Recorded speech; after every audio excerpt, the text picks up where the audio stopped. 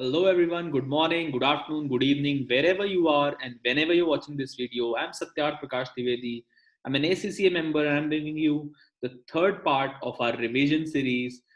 We would be revising budgets and variance analysis. So moving on, let us see what are budgets. So budget is a quantitative plan prepared for a specific time period. It is normally expressed in financial terms and prepared for 1 year. So what are the important takeaways? Quantitative plan, specific time period, normally in financial terms and mostly for 1 year. Okay, उसके बाद अभी purpose क्या है budgets का? So सबसे पहले planning, then motivation, motivating your employees, targets दे हुए उनको तो वो मोटिवेट होंगे, then authorization, then control, then communication, then delegation and coordination and finally evaluation. तो ये सारा इसका पर्पस हो गया.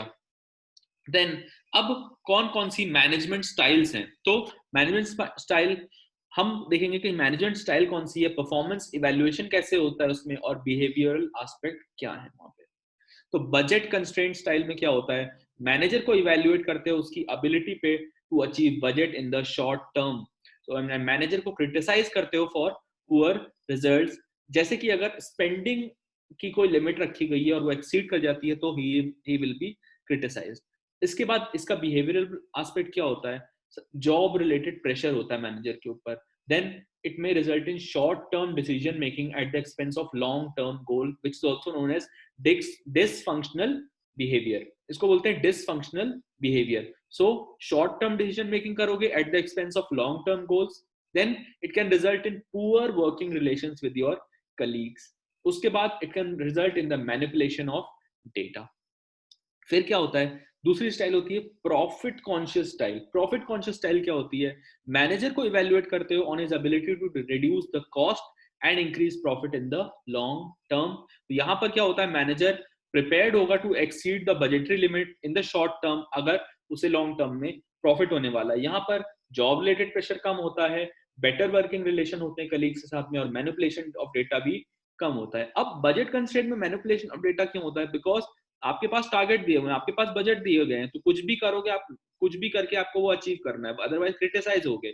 तो आप मैनिपुलेट करते हो डेटा को. देन नॉन अकाउंटिंग स्टाइल होती है जहां पर मैनेजर को इवैल्यूएट कर जाता है basically non accounting performance indicators के लिए, जैसे कि क्वालिटी एंड कस्टमर सेटिस्फैक्शन.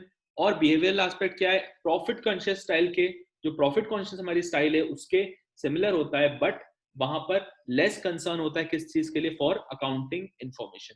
तो वहां लेस कंसर्न होता है किस चीज के लिए, अकाउंटिंग इंफॉर्मेशन के लिए. दूसरा, it requires significant and stringent monitoring of performance against the budget. ठीक है, तो वहां पर बहुत ही सिग्निफिकेंट और स्ट्रिंजेंट मॉनिटरिंग चाहिए होता है against your performance, against your the budget. ठीक है, अब कौन कौन से अप्रोच है बजटिंग के? तो सबसे पहला अप्रोच है top down versus bottom up. तो टॉप डाउन मतलब क्या है, इम्पोज स्टाइल है. बॉटम अप क्या है, पार्टिसिपेटिव स्टाइल है. इम्पोज स्टाइल मतलब जो ऊपर स्ट्रेटेजिक लेवल बोलेगा वो नीचे वाला लेवल करेगा. दूसरी इंक्रीमेंटल बजटिंग है. देन जीरो बेस्ड बजटिंग है, रोलिंग बजट्स हैं, एक्टिविटी बेस्ड बजटिंग है, फीड फॉरवर्ड कंट्रोल है, और हर एक सिस्टम को रिव्यू किया जाएगा इन टर्न. तो अब देखो इम्पोज स्टाइल क्या है कि ऊपर जो बोलेगा वो नीचे करेगा. पार्टिसिपेटिव बजट कौन से होते हैं, जो एम्प्लॉयज को साथ में पार्टिसिपेट करके, जो यूजर्स ऑफ द बजट हैं उनको, सारे जितने भी बजट होल्डर्स हैं उन सबको, उन सबका पार्टिसिपेशन वहां पे जरूरी होता है. ठीक है, इंक्रीमेंटल बजट्स कौन से होते हैं? तो इंक्रीमेंटल बजट प्रीवियस बजट से लिए जाते हैं और फिर उसमें इन्फ्लेशन और बाकी जो चेंजेस हुए हैं उसका अमाउंट ऐड कर दिया जाता है. स्टेबल बिजनेस के लिए सूटेबल है, जहां पर कॉस्ट बहुत ज्यादा चेंज नहीं होने वाली है, तो वहां पर अच्छा गुड कॉस्ट कंट्रोल होना चाहिए और लिमिटेड डिस्क्रिशनरी कॉस्ट होनी चाहिए. दूसरा है जीरो बेस्ड बजटिंग. तो जीरो बेस्ड बजटिंग क्या होता है, यहाँ पर कोई बजट अलाउंस नहीं है बिना अप्रूवल के. So without approval there is no budget allowance. तो हर एक चीज को आपको स्पेसिफिकली जस्टिफाई करना होता है. ठीक है, सूटेबल किसके लिए है, allocating resources in areas where spend is discretionary. तो जहां पर जो स्पेंड है आपकी वो डिस्क्रिशनरी है, जैसे कि नॉन एसेंशियल है, वहां पर ये सूटेबल होता है, एप्ट होता है रिसर्च एंड डेवलपमेंट, एडवर्टाइजिंग वगैरह के लिए. उसके बाद पब्लिक सेक्टर ऑर्गेनाइजेशंस के लिए भी, जैसे कि लोकल अथॉरिटी होती है ना, उसके लिए भी आपका ये जीरो बेस्ड बजटिंग अच्छा होता है। देन रोलिंग बजट्स क्या होते हैं, जो कंटिन्यूअसली अप टू डेट रखा जाता है by adding another accounting period, जैसे कि एक एग्जांपल मंथ और quarter when the earliest accounting period has expired. तो जब पुराना अकाउंटिंग पीरियड एक्सपायर होगा तो आपने रोल ओवर कर दिया। सूटेबल कब होगा, एक्यूरेट फोरकास्ट जब नहीं बना पा रहे हो, फॉर एग्जांपल एक फास्ट मूविंग एनवायरनमेंट में, या फिर कोई ऐसा एरिया ऑफ बिजनेस जिसको टाइट कंट्रोल की जरूरत है।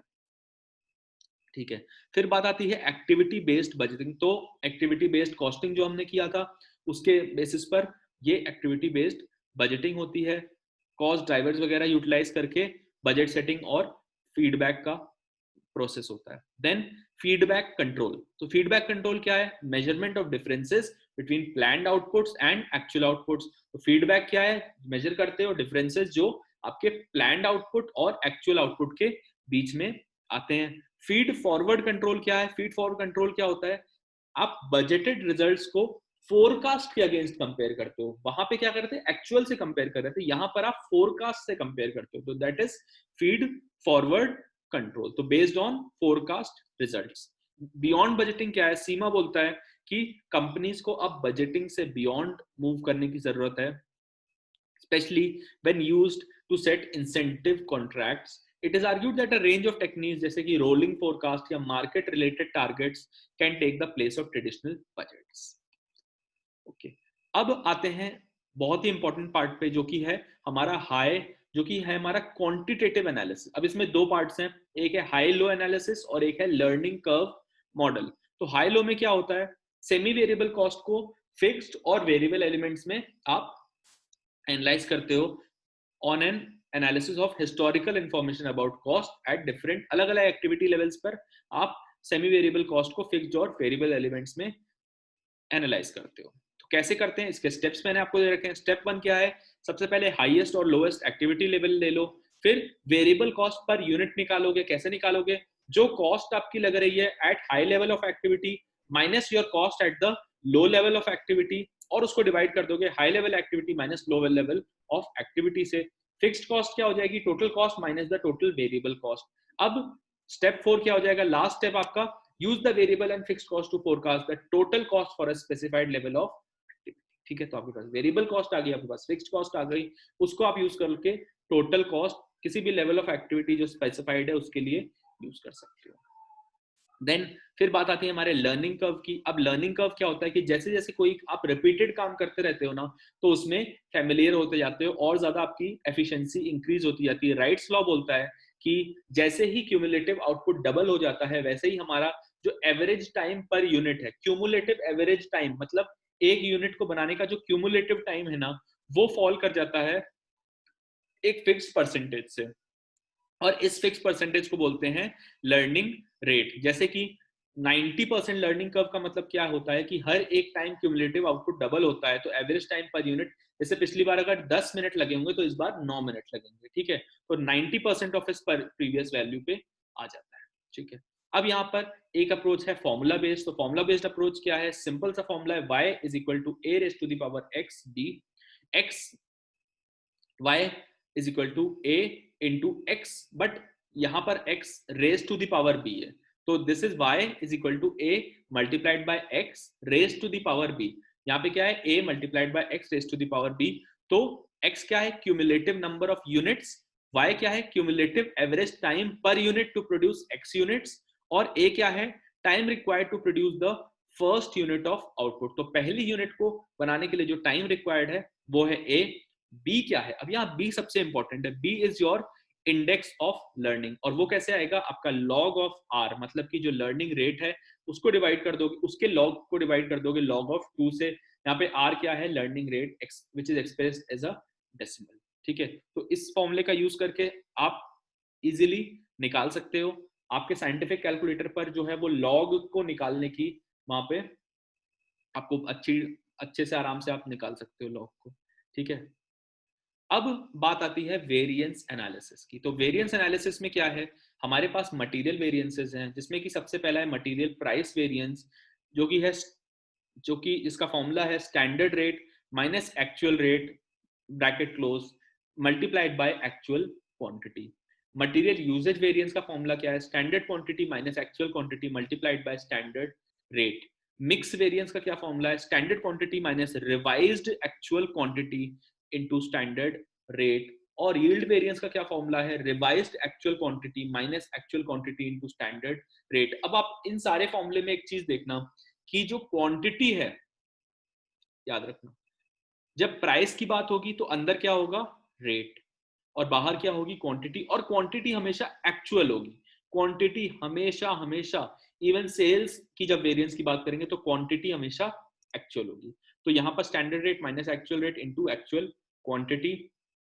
फिर यूजेज वेरिएंस में देखो, जो रेट होगा ना, अब यूजेज की बात जहां पर आ जाएगी तो अंदर होगी क्वांटिटी, ब्रैकेट के अंदर होगी क्वांटिटी और बाहर होगा रेट। और रेट हमेशा क्या होगा? स्टैंडर्ड रेट होगा। तो रेट हमेशा कौन सा रेट होगा? स्टैंडर्ड रेट होगा। मिक्स वेरिएंस में अब आपने क्या करना है, इस वाले फॉर्मूले में देखो, और स्टैंडर्ड हमेशा आगे आएगा, क्यों? वरना तो आपका वेरिएंस, जब फेवरेबल वेरिएंस है इसका मतलब एक्चुअल क्वांटिटी आपकी, मतलब यूजेज कम है, ठीक है, मतलब एक्चुअल एक्सपेंडिचर आपका कम है। अच्छा, स्टैंडर्ड क्वांटिटी, जो स्टैंडर्ड क्वांटिटी या स्टैंडर्ड रेट है एक्सपेंसेस के केस में, जैसे मटेरियल, लेबर, ओवरहेड, इनके केस में हमेशा स्टैंडर्ड सबसे आगे आएगा, माइनस जो भी एक्चुअल क्वांटिटी या रिवाइज्ड एक्चुअल क्वांटिटी। अब यहाँ पर देखो, standard quantity minus revised actual quantity into rate, standard rate. तो हमेशा रेट स्टैंडर्ड रहेगा। यील्ड वेरिएंस में क्या होगा? रिवाइज्ड एक्चुअल क्वांटिटी पहले आ जाएगी, और देखो यहाँ पर क्या आएगा? Actual quantity. और रेट आपको मालूम है हमेशा स्टैंडर्ड होता है। सो विद दैट, कब कैलकुलेट करना है मिक्स वेरिएंस? कब कैलकुलेट करनी होती है मिक्स वेरिएंस? कैलकुलेट करनी होती है जैसे मान लो आपको 2 या 3 रॉ मटेरियल यूज करके आपको प्रोडक्ट बनाना है, तो अब उसमें अगर एक भी चीज कॉम्प्रोमाइज हुई, मान लो पेंट बनाना है, तो पेंट में अगर आपने पानी ज्यादा मिला दिया, अगर आपने वो कलर कम मिलाया और पानी, तो आपकी क्वालिटी में फर्क आ जाएगा। तो इसी चीज को मेंटेन करने के लिए और इसी चीज को कंट्रोल करने के लिए क्या यूज करते हैं हम यूज करते हैं मिक्स वेरिएंस। और यील्ड वेरिएंस क्या होती है? Total usage variance for all the materials combined. तो सारे मटेरियल्स को कंबाइन करके जो यूजेज वेरिएंस आती है वो आपकी यील्ड वेरिएंस। और ये याद रखना कि अगर मिक्स वेरिएंस कैलकुलेट हो रही है तो यील्ड वेरिएंस जरूर जरूर कैलकुलेट होगी। ठीक है, ठीक है। अगर जो मटेरियल मिक्स में है, अगर मैंने तो पेंट की बात करी, बट अगर कोई ऐसा एग्जांपल है कि जैसे चेयर है, ठीक है, उसमें वुड लगेगा, कवरिंग मटेरियल लगेगा, स्टफिंग और ग्लू लगेगा, तो ये सब मटेरियल क्या है? सेपरेट कंपोनेंट्स है, ये मिक्स नहीं होते, ठीक है। तो इसमें क्या है, इसका प्रोपोर्शन आप कंट्रोल करने का नहीं सोच सकते कि हर एक चीज, ऑब्वियसली ना, कोई मिक्स नहीं हो रहा है यहाँ पर, अलग अलग चीजें, ठीक है। तो इस केस में मिक्स वेरिएंस नहीं निकालोगे, ऐसे प्रोडक्ट के केस में मिक्स वेरिएंस नहीं निकालोगे। अब बात आती है सेल्स वेरिएंस की। तो सबसे पहले देखते हैं सेल्स प्राइस वेरिएंस।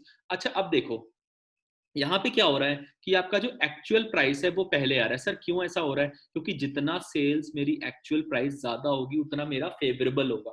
तो actual price minus budgeted price into budgeted quantity या बजटेड कंट्रीब्यूशन, ठीक है।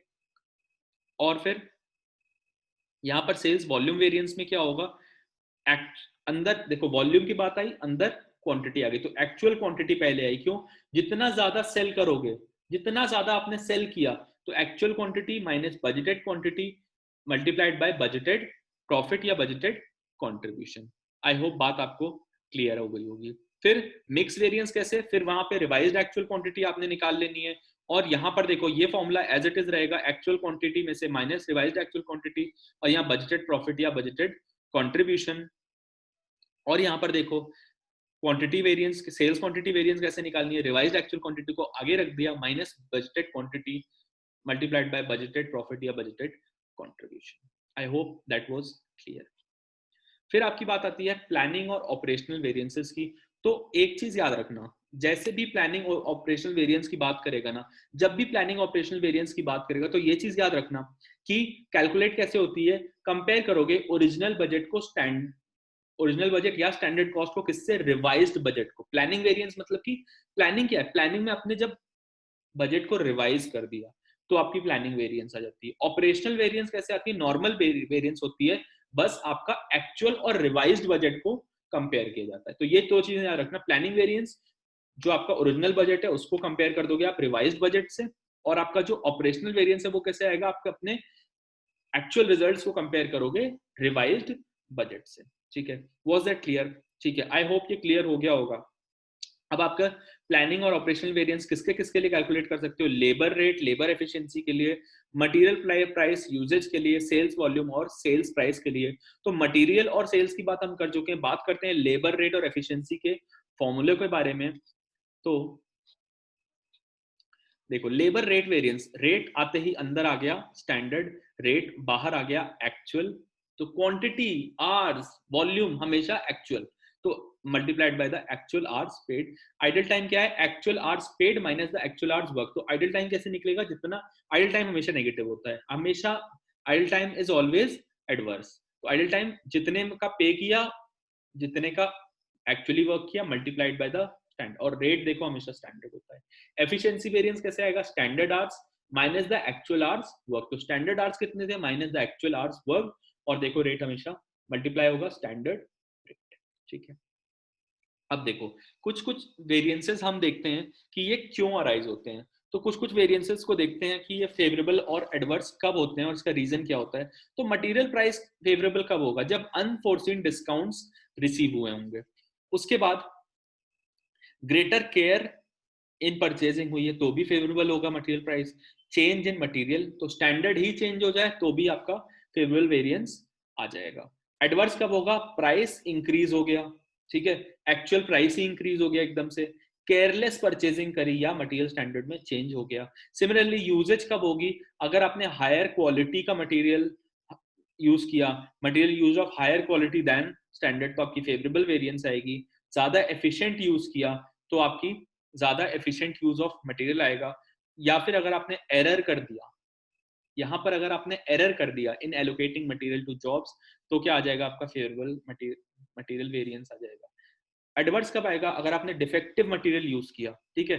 तो देखो अब मैं आपको एक चीज ये इसके बाद में बताऊंगा क्यों आपको मटेरियल अच्छी क्वालिटी का यूज करना चाहिए और डिफेक्टिव नहीं यूज करना चाहिए। पहले इसको डिस्कस करते हैं, उसके बाद मैं आपको बताता हूँ। एक्सेसिव वेस्ट या थेफ्ट हो गई और स्ट्रिक्टर क्वालिटी कंट्रोल हो गए तो भी आपका एडवर्स वेरिएंस आ जाएगा मटेरियल यूजेज में। और एरर हो गया इन एलोकेटिंग मटेरियल टू जॉब्स तो भी क्या हो जाएगा, आपका यहाँ पर एडवर्स वेरिएंस आ जाएगा। लेबर रेट में use of workers at a rate of पे लोअर देन स्टैंडर्ड, तो अगर आपने ऐसे वर्कर्स यूज किया जो स्टैंडर्ड से लोअर थे तो आपका फेवरेबल वेरिएंस आ जाएगा। वेज रेट में इंक्रीज हो गया तो एडवर्स आ जाएगा। आइडल टाइम हमेशा एडवर्स होता है, किस लिए आता है, मशीन ब्रेकडाउन आ गया, इलनेस या इंजरी हो गई वर्कर को।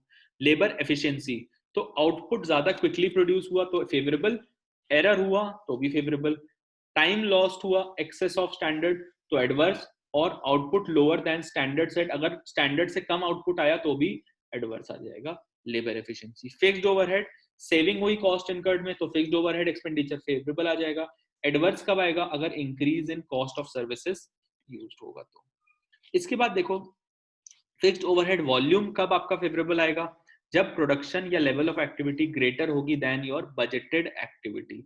और आपका एडवर्स कब आएगा, जब प्रोडक्शन या लेवल ऑफ एक्टिविटी जो है वो लेस देन, जो जितनी बजट करी थी एक्टिविटी उससे भी कम करी तो वो आपका एडवर्स आ जाएगा। एफिशिएंसी एग्जैक्टली जैसे लेबर एफिशिएंसी होगी वैसे ही इसमें भी एफिशिएंसी होगी ओवरहेड में भी, ठीक है। कैपेसिटी, तो labour work for more hours than, जितना बजट किया था उससे ज्यादा लेबर ने काम किया, may be due to more production than expected. और ये क्या है, एडवर्स कब आएगा, result of lower production volumes या हायर एब्सेंटिज्म, जैसे कि हॉलीडेज या सिकनेस की वजह से। अब sales price, unplanned price increase हो गया तो आपका सेल्स प्राइस में क्या हो जाएगा, फेवरेबल वेरिएंस आ जाएगा। डिस्काउंट्स कम दोगे तो भी फेवरेबल वेरिएंस आएगा। एंटिसिपेटेड इंक्रीज हुआ ही नहीं तो भी आपका एडवर्स वेरिएंस आएगा। ज्यादा डिस्काउंट्स दे दिए तो भी आपका एडवर्स वेरिएंस आएगा। सेल्स वॉल्यूम में एडिशनल डिमांड आ गई तो आपका favourable variance, fall in demand हो गई तो लोअर आउटपुट। अब देखो मैं आपको ये समझाने वाला था कि क्यों अच्छी क्वालिटी का मटेरियल लगाना चाहिए? क्योंकि अगर आप अच्छी क्वालिटी का मटेरियल लगाओगे तो आपका लेबर एफिशिएंसी बढ़ जाएगी और लेबर एफिशिएंसी वेरिएंस फेवरेबल आएगा। बट अगर आपने पुअर क्वालिटी का मटेरियल लगाया तो आपकी लेबर एफिशिएंसी वेरिएंस एडवर्स आएगा। और अल्टीमेटली जो आपका सामान जाएगा ना, जब शायद इस पीरियड में तो नहीं, बट 2 या 3 पीरियड्स के बाद आप वहां पर अपनी सेल्स वॉल्यूम को भी डिक्लाइन होते हुए देखोगे, अगर आप खराब क्वालिटी का मटेरियल लगाते हो तो। ठीक है, so that was it, that was part 3। Please like, share, subscribe and comment in the comment box given below. So I will see you in the part 4.